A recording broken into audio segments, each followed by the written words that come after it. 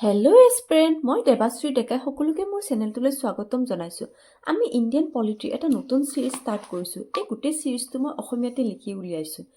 এই ছিৰিজটোত তোমাৰ কেবিনেট মিছনেই হওক, তোমাৰ সংবিধান সভা হওক, তোমাৰ প্ৰেম্বল, তোমাৰ অবজেক্টিভ ৰিজলিউশ্যন, ড্ৰাফটিং কমিটি, তোমাৰ চ'ৰ্চ, কি চ'ৰ্চৰ পৰা আমি ইণ্ডিয়ান কনষ্টিটিউশ্যনখন আমি এডপ্ট কৰিছোঁ, আমাৰ প্ৰেম্বল, আমাৰ ফাণ্ডামেণ্টেল ৰাইট, ফাণ্ডামেণ্টেল ডিউটি, তোমাৰ চিডিউল, আৰ্টিকেল, পাৰ্ট বা তোমাৰ যিখিনি এমেণ্ডমেণ্ট হওক, তোমাৰ গভৰ্ণৰ, প্ৰেচিডেণ্ট, পাৰ্লিয়ামেণ্ট, এই গোটেইখিনি কথা মই অসমীয়াতে লিখি উলিয়াইছোঁ।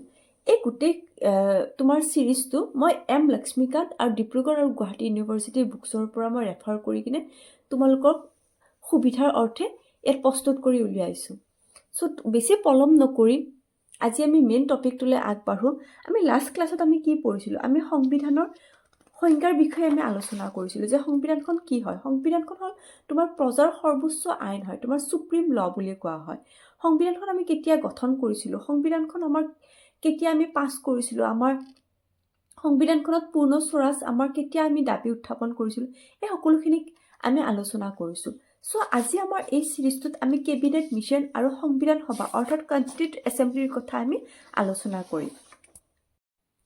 19 ডিচেম্বৰ 1929 লাহোৰৰ অধিৱেশনত জৱাহৰলাল নেহৰুদেৱে প্ৰথমবাৰৰ বাবে তোমাৰ কমপ্লিট ইণ্ডিপেণ্ডেণ্ট অৰ্থাৎ পূৰ্ণ স্বৰাজৰ কাৰণে দাবী উত্থাপন কৰে।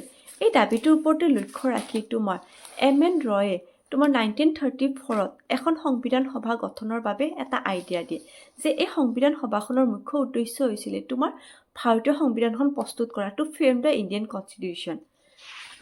চ' 1940 চনত তোমাৰ আগষ্ট 18ৰ জৰিয়তে ব্ৰিটিছ চৰকাৰে এই দাবীটো মানি লয় আৰু তেওঁলোকে তোমাৰ 1946ত কেবিনেট মিছন ভাৰতলৈ পঠিয়ায়।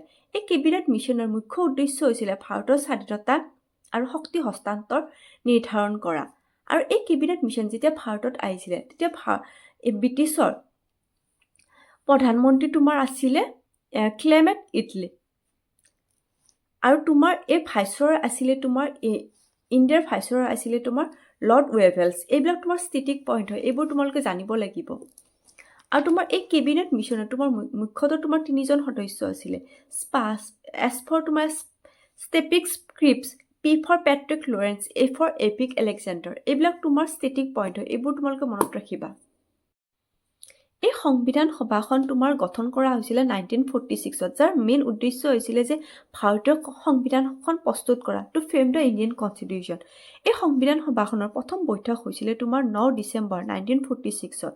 তোমাৰ টেম্পৰাৰী তোমাৰ প্ৰেচিডেণ্ট আছিলে, অস্থায়ী মুৰব্বী আছিলে তোমাৰ চিদানন্দ সিনহা। তোমাৰ 11 ডিচেম্বৰ 1946ত তোমাৰ দ্বিতীয়খন বৈঠক আৰম্ভ হয়।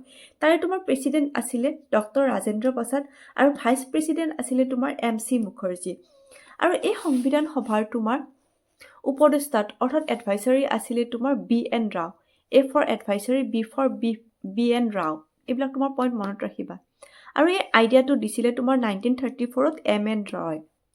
আৰু এই সংবিধান সভাখন গঠন কৰাৰ বাবে অৰ্থাৎ সংবিধানখন প্ৰস্তুত কৰাৰ বাবে যিখন সংবিধান সভা গঠন কৰা হৈছিলে, এই সংবিধান সভাখনত তোমাৰ বিভিন্ন অঞ্চলৰ তোমাৰ প্ৰতিনিধিয়ে প্ৰতিনিধিত্ব কৰিছিল। এই সংবিধান সভাৰ তোমাৰ মুঠ আসন আছিলে তোমাৰ 389টা।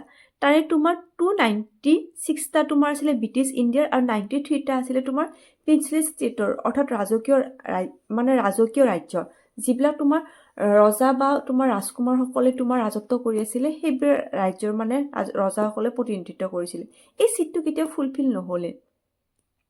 আৰু তোমাৰ এই ভোটটো তোমাৰ দিছিলে তোমাৰ ছিংগল ট্ৰেন্সপাৰেণ্ট ভোট অৰ্থাৎ একক হস্তান্তৰযোগ্য ভোটেৰে তোমাৰ এই আসনসমূহ তোমাৰ পূৰণ কৰা হৈছিলে।